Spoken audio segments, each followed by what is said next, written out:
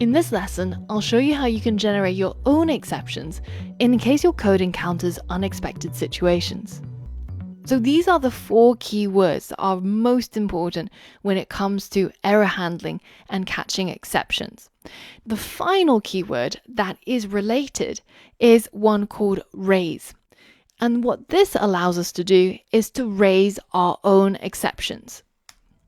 For example, let's say I decide that at the very end of all of our file, no matter if this file went through or if it didn't, if there were an error or if there was an error, I'm still going to raise an exception. And to raise an exception, all I have to do is tap into one of the known exception classes. So let's say I just decided to raise a key error. Now when I hit run, you can see no matter what happened, and in fact there is no error, I decided to raise this error, and that's what I see right here. I could change that to a type error, and that is what will crash my code.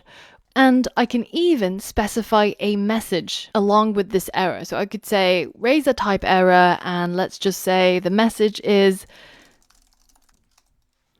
and you can see now when it runs, it hits that type error and it says this is an error that I made up. So when might you want to raise errors? Well, let's comment out all the code that we have, because we have that type error at the end, so it's always going to crash the code no matter what. So let's comment it out and let's start from scratch. Let's say that I decided to calculate the body mass index, or the BMI, of somebody, and I'm getting them to input their height as a float, so this is going to be their height in meters, and their weight as an integer. Now, I can calculate the BMI by taking the weight divided by height times height. And you can either do this and wrap it inside some parentheses, or you can use the power function, or even better, you can actually use the built-in exponent, so height to the power of 2.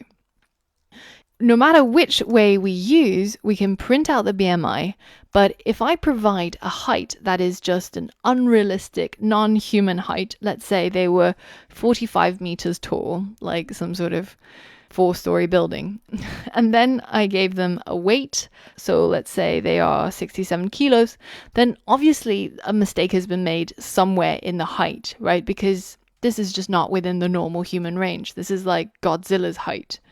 If I go ahead and hit enter, you can see that we get a BMI and it is calculated correctly, and there are no errors because everything is perfectly valid, other than the fact that this height should not really ever go over 3 meters.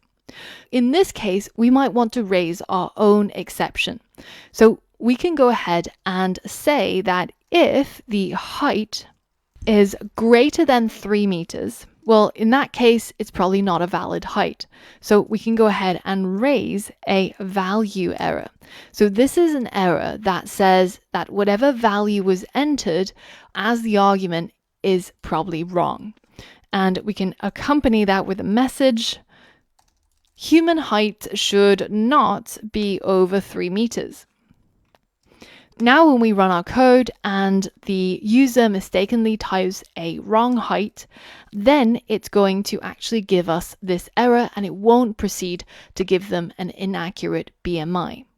So this is how you might raise your own exceptions when there are certain things that are not caught by the code because it's perfectly valid code, but it's in fact going to generate the wrong result.